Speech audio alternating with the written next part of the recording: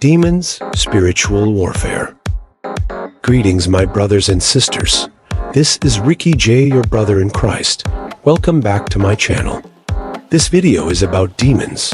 There are a lot of people who don't realize that there are demons right here in this world, so before we get into it, please like, share, and subscribe so you'll get more like this. Thank you very much. Let's get into this video. Mainly because this affects me personally. This is not a fiction video. This video is not based on fiction. This video is based on fact. Because some things have happened to me in the last couple of years. I have been thinking and praying very hard. I was led to research what I have for you today. I hope this helps someone. Research in this video has allowed me to see that I could have been a victim, even in jail, or on death row in jail, because I was being tortured by the demons that I'm about to talk about. So, please pay attention, this could help you too. I'm not trying to get 10 million views. I'm just trying to help and do what my God said to do, to warn his people, to warn his children, to let them know, but they don't have to live unto Satan and his demon's foot. So, without further ado, let's get it on. Demons are mostly identified by their function names, whether the demon is tied to a human internally or outside. You may find out from the function name what areas of expertise the creature excels in. A spirit of lust, for example, will focus on imparting lust to the object of its attachment. They will attempt to encourage the other person to act out on their feelings of lust after they have transferred them to them. This is how a lot of people wind up getting involved in adultery, fornication, or pornography. This is the definition of someone who is experiencing direct demonic influence. Even if a demon is giving someone a sexual desire and the actual compulsion to try and act on it, God will still hold them fully accountable for their acts, because the majority of these cases do not involve full possession. Even though the devil himself induced Eve to eat the fruit from the forbidden tree, and Eve later convinced Adam to do the same, God nonetheless held Adam and Eve fully accountable for their deeds in the Garden of Eden. Satan continues to employ demons and other individuals in an attempt to lead us astray into various sins. His methods and techniques have not altered. However, we will always have the option of choosing not to give in to the temptation to sin directly against the Lord, regardless of whether we are directly influenced by demons or other individuals. The only thing demons can do is try to manipulate you into doing horrible things. Additionally, most of the time, unless you are dealing with a case of temporary possession or someone who has developed a mental illness of some kind, the person will typically have all of his senses fully intact enough to distinguish between right and wrong, and will be aware of the full consequences of their actions, should they choose to carry them out to the end. People who kill their loved ones out of fury and envy are a wonderful example of this. These crimes are frequently premeditated, which indicates that the perpetrator is truly considering it and making plans for how to carry it out. The devils will exert constant pressure on them from the back end to try to force them to follow through once they enter this type of planning phase. However, the individual is free to end it whenever they choose. They are fully aware that getting caught will result in either life in jail or the death penalty. However, in a lot of these situations, they will carry it out to the end and murder their spouse or the other person they have set their sights on.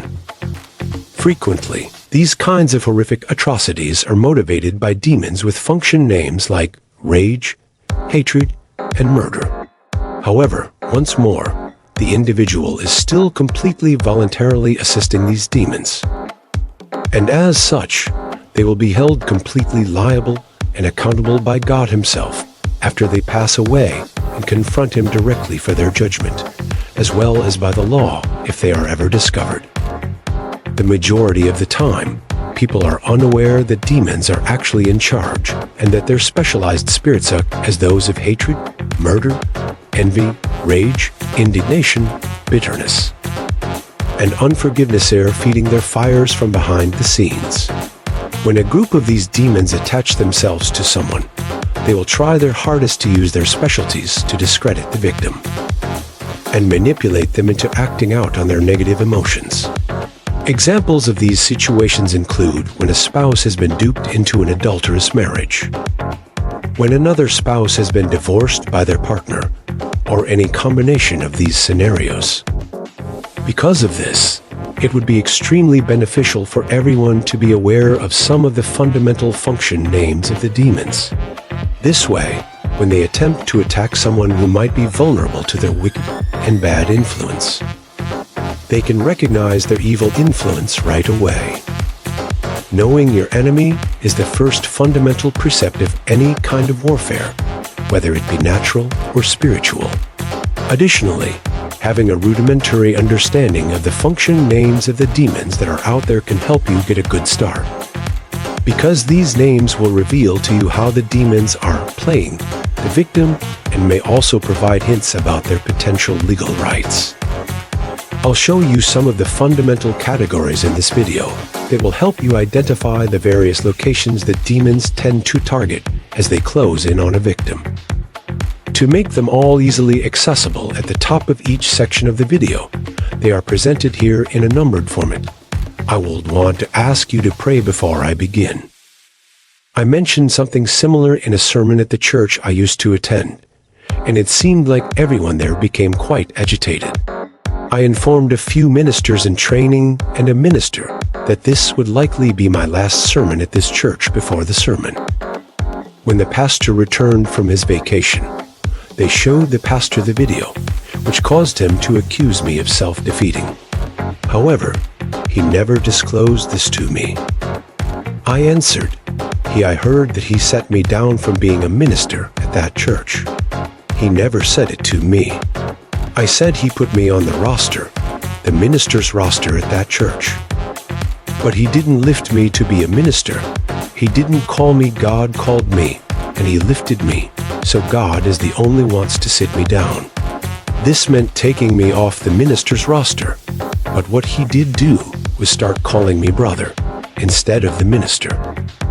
Didn't bother me too much because I knew I was called to be a minister of God at the age of 4 years of age, which God wouldn't do, I don't believe. This pastor has a record of being difficult and different from most pastors. I'm seeing this in many Christian pastors on YouTube and in real life. These spirits, I tried to get to the pastor so they could get to the people that are following these pastors. Look at the mega church's pastors. I need you to notice one thing: all of them lie, yes, every one of them. The occult, murder, lust, pride in, mental well-being, intolerance, illness, various types of vices, untrue faith lies. When a demon moves in to attack someone, it will often aim to target one of these 9 specific spots. Demons will attempt to play these games on us, and these are not enjoyable games, but rather ones where the stakes are serious and life or death. Because of this, the Bible advises us to be sober, watchful, and aware at all times of any demonic activity that might target us or any of our close loved ones. I will now go over each of these groups in the captions below, so you can see how the devils will attempt to manipulate you. The primary groupings and the demon function names inside each of these subgroups are listed below. Even now, these devils still rove the skies, waiting to strike whenever they spot a gap in the Lord's net of protection around us. It should be noted that devils can engage in multiple games with a single player. 1. Homicide. The 2 worst kinds of demons you will ever encounter are those who specialize in the occult, and this particular kind. The demons who specialize in trying to set humans up to murder and kill are included in this first group. Demons who attempt to convince people to commit suicide or carry out cold-blooded killings of others would fall under this category. Every day, we see on our local news stations about someone's murder or suicide that has taken place in this world. We hear about it so much every day that we have grown immune to it all, since it is so ubiquitous.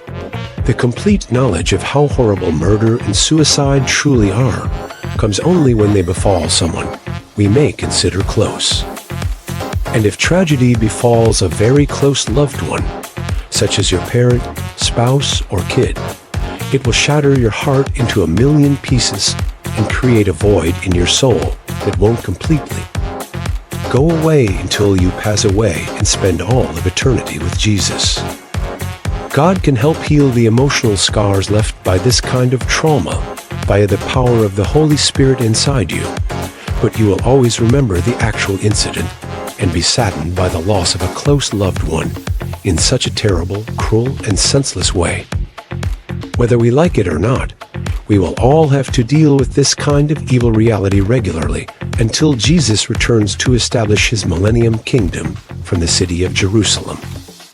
The Bible has already given us ample warning that Satan and his demons have come to kill, steal, and destroy. Everyone will therefore benefit greatly from knowing how the opponent will attempt to operate against them. The following are some of the principal function names of the demons that are experts in this kind of intensely malevolent behavior: murder, hurtful fury, angry, violence, death, retaliation, destruction, shadows, suicide, envy, sadism, combating. As previously mentioned, demons typically travel in groups or clusters, with one demon acting as the head demon and the other demons serving as his subordinates, all of whom are directly under his command. The main demon in many of these kinds of situations will be a murderous spirit, and his minions will often have some of the previously mentioned function titles. If they are legally allowed to do so, they will then move in and set up shop on someone. After that, they will try to work and play the person for a while in an attempt to either get them to kill themselves or other people. Or maybe both, since murder-suicides are still quite common in this day and age. Once more, the individual is not completely possessed in the majority of these situations. They still possess fundamental morality, and most, if not all, of their senses are fully functional. The individual can still withstand these kinds of wicked temptations at any time and decide not to act on them. The devils will then implant their ideas, recommendations, mental images, and methods for doing this. You cannot be forced to do anything against your will by demons. All they can do is attempt to convince you to do it, and also to instill in you the motivation and drive to want to do it. From then on, it will be up to that individual to decide if they want to follow through and truly act out on these wicked urges that the demons have ingrained in them. The sheer number of people who willfully submit to these kinds of heinous demonic ideas and promptings and commit acts of ruthless, cold-blooded murder on themselves or anyone else the demons have designated for them astounds me. It's not necessary to try to carry out wicked thinking or wish to murder yourself or someone else just because you have it. Once more, people need to be made aware of the fundamentals of how demons will attempt to manipulate you into doing their wicked will through mind games. When it comes to spiritual warfare, the mind is the battleground, and both God and the devil are trying to get through to you. Demons will attempt to enter your mind to persuade you to follow their wicked thoughts, while God will use his word to try to renew and transform your mind. 2. The infernal. The demons in this following class are the worst kind you will ever encounter. On the real battlefields, many deliverance preachers have discovered that demons with occult specializations rank among the most malevolent and formidable in Satan's dominion, and are occasionally the most difficult to drive out. This explains why God the Father was so severe with the Jewish people in the Old Testament, forbidding them from engaging in any occult activity at all. I think some demons specialize in literally every type of occult practice known to man. I am going to go ahead and enumerate every type of occult activity that we are to abstain from in this life on this video post. These were all included in the video post on dangers of the occult. Here they are once more for your convenience, so you can quickly review them all with this particular video. Any form of foretunneling, including seeing psychics, numerology, crystal ball gazing, and palm reading, tarot cards, Ouija boards, automatic writing seances, and contact with spiritists or mediums, horoscopes in any form and astrology, Qing hypnotism, any kind of Far Eastern meditation, including transcendental meditation, crystals, witchery, Satanism, voodoo channeling, rebirth, the astral projection, ESP, root working, Santeria, RPGs such as Dungeons and Dragons, methods and exercises of the New Age movement, the necromancer. Once more, we cannot stress how important it is that people of all faiths refrain from engaging in any form of demonic activity.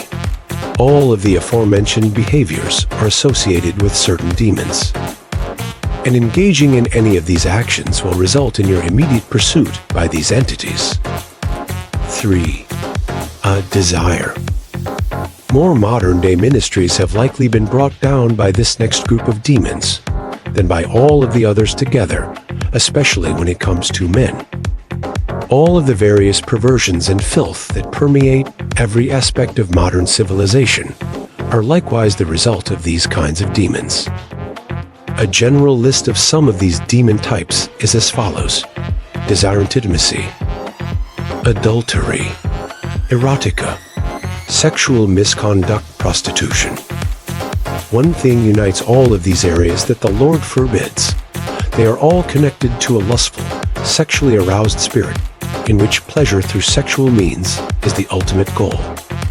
As you'll note, our sexuality is associated with the incorrect types of targets in all of these activities. The capacity for sexual thoughts and feelings was bestowed upon us by God Himself, but it was only intended to be utilized and shared within the boundaries of a wholly heterosexual marriage, not in the types of abnormal actions mentioned above.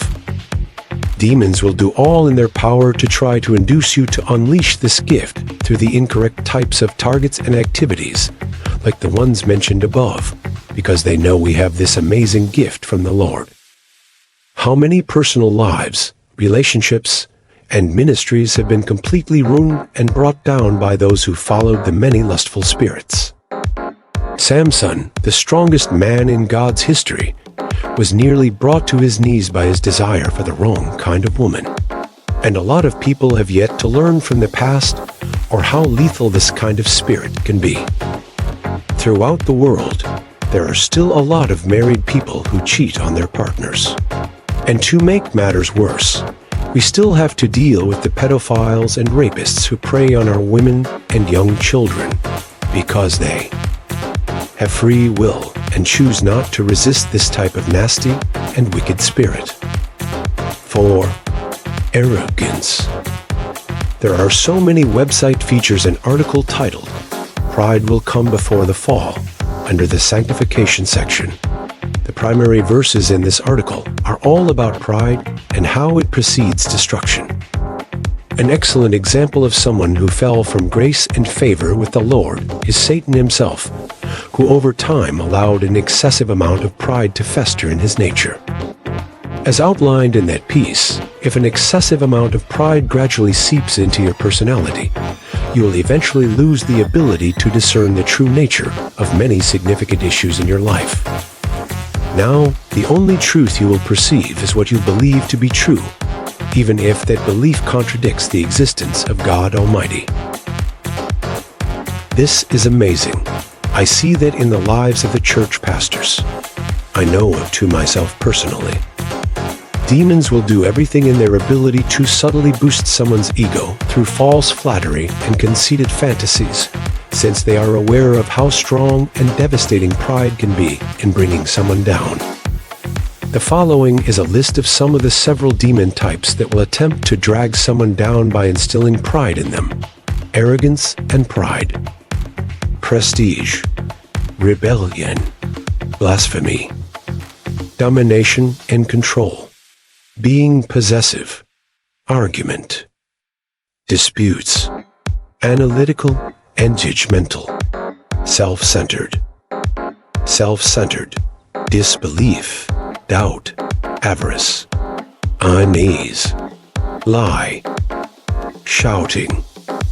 Many of the aforementioned traits will follow the spirit of pride once it enters a person, either through demons or through the person's human spirit. How many arrogant individuals do you know who also display other undesirable traits, like being overly critical and judgmental of others? They have an exaggerated sense of pride that makes them believe they are always right and never wrong. Thus, anyone who disagrees with them has no place here. They will consequently grow extremely critical and judgmental of anyone who does not share their viewpoint. They will get more egotistical and narcissistic as their pride grows, since all they will be able to see is what exists in their small world. Everything else in their lives, including the people in their own families, will therefore become completely meaningless. After that, they will begin to crave more and more, particularly in the areas of material objects, money, power, wealth, and authority. After that, a powerful spirit of greed will begin to permeate their lives. And before they realize it, they will have cut themselves off from God, their closest friends, and their relatives. Then they'll become an island unto itself, gods unto themselves. Then it all goes wrong. Everything collapses around them. They lose everything of their friends, families, possessions, and money, but most significantly, they lose their bond and intimate relationship with God.